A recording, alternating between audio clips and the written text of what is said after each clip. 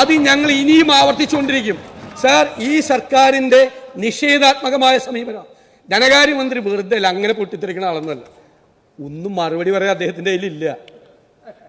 തരാൻ പറ്റില്ല, കൊടുക്കാൻ പറ്റില്ല എന്ന് പറയാൻ പറ്റാത്തതുകൊണ്ട് കുറെ ബഹളം ഉണ്ടാക്കിയതാണ്.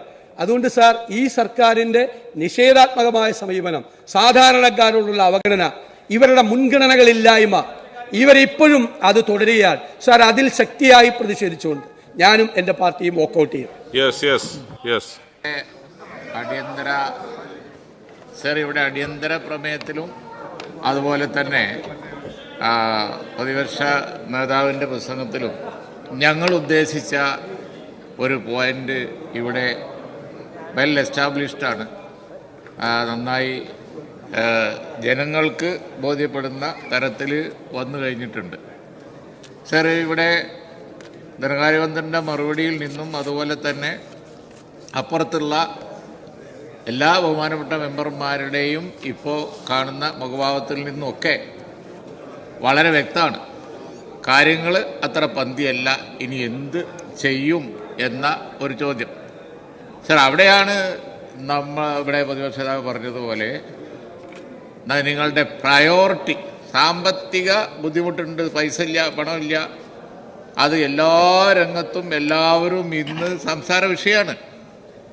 ഡെവലപ്മെൻറ്റ് രംഗത്ത് സംസാര വിഷയമാണ്, മറ്റെല്ലാ രംഗത്തും സംസാര വിഷയമാണ്. വെൽഫെയർ സ്കീമുകൾ, വെൽഫെയർ.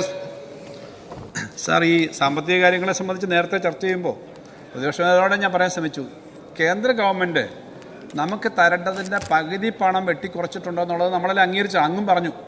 അന്ന് അദ്ദേഹം തെരഞ്ഞെടുപ്പിൻ്റെ സമയത്ത് ഇനിയിപ്പോൾ എങ്ങനെ യോജിച്ച പ്രക്ഷോഭം എങ്ങനെയാണെന്ന് ചോദിച്ചു. ഇപ്പോൾ അങ്ങ് സംസാരിക്കുമ്പോൾ ഈ കേന്ദ്ര ഗവൺമെൻറ്റിൻ്റെ കാര്യത്തിനകത്തുള്ള സമീപനം കൂടി ഒന്ന് പറയണം. കേന്ദ്ര ഗവൺമെൻറ് ഇത്രയേറെ തരാതിരിക്കുന്നത് ശരിയാണോ? എന്താണ് നമ്മുടെ സംയുക്തമായിട്ട് എടുക്കേണ്ട സമീപനം? അല്ല, ഞാൻ ഈ വിഷയത്തെക്കുറിച്ച് വ്യക്തമായ അഭിപ്രായം, പാർട്ടി അഭിപ്രായമൊക്കെ പറഞ്ഞ ആൾ തന്നെയാണ്. കേന്ദ്ര ഗവൺമെൻറ്റിൻ്റെ സഹായം സംബന്ധിച്ച് വല്ല ചിറ്റമ്മ നയം ഉണ്ടെങ്കിൽ ആ കാര്യങ്ങളെക്കുറിച്ച് നമുക്ക് സംസാരിക്കാം, എന്ത് ചെയ്യണം എന്നുള്ളത്. പക്ഷെ അതിൻ്റെ മുമ്പ് അങ്ങോട്ട് ഒരു ചോദ്യമുണ്ട്. ആ ചോദ്യം എന്താ വെച്ചാൽ, നമ്മൾ ചെയ്യേണ്ട കുറച്ച് കാര്യങ്ങളില്ലേ? പ്രതിപക്ഷ നേതാവ് പറഞ്ഞു പ്രയോറിറ്റി. എന്താ നമ്മളെ പ്രയോറിറ്റി? അത് കാര്യമായിട്ട് നോക്കേണ്ട കാര്യമില്ലേ? പണത്തിന് കുറവുണ്ട്, ശരിയാണ്. പണത്തിന് കുറവുണ്ട് എങ്കിൽ പിന്നെ ഉള്ള പണം എന്തിന് ചെലവഴിക്കണം എന്നുള്ളതിനെ സംബന്ധിച്ച് അങ്ങേക്ക് മറുപടി ഉണ്ടോ? അതാണ് അവിടെ പ്രയോറിറ്റി. എന്താണ്?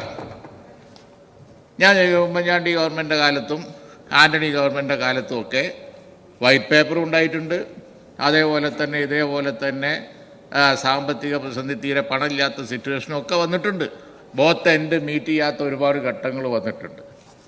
സാർ, അന്നൊക്കെ ഒരു കാര്യം ഞങ്ങൾ ചെയ്യാറുണ്ടായിരുന്നു, ഒരു എക്കണോമിക് മെഷേഴ്സ് കൊണ്ടുവരാറുണ്ടായിരുന്നു. ഒരു സിമ്പിൾ ക്വസ്റ്റ്യൻ ധനകാര്യമന്ത്രിയോട് ഞാൻ ചോദിക്കാം, ഇത്രയും കാലമായിട്ട് എന്തുകൊണ്ട് നിങ്ങളുടെ ഗവൺമെൻറ് ഒരു എക്കണോമിക് മെഷേഴ്സ് കൊണ്ടുവരുന്നില്ല? കാരണം ഇതിപ്പോൾ ഞങ്ങളന്ന് പിന്നെ ഒരു ഉദാഹരണമായി പറഞ്ഞിട്ടുണ്ടെങ്കിൽ മന്ത്രിമാർ എക്കണോമിക് ക്ലാസ്സിലെ യാത്രയുള്ളൂ. വല്ലവന് എപ്പോഴെങ്കിലും ബിസിനസ് ക്ലാസ് പോകണമെന്നുണ്ടെങ്കിൽ കയ്യിൽ നിന്ന് പൈസ കൊടുത്തുകൊണ്ടാണ് പോയിക്കൊണ്ടിരുന്നത്. ഇങ്ങനെ അനവധി രംഗത്ത് ചെലവ് ചുരുക്കുമായിരുന്നു. എന്നിട്ട് പ്രയോറിറ്റി റീഫിക്സ് ചെയ്യുമായിരുന്നു.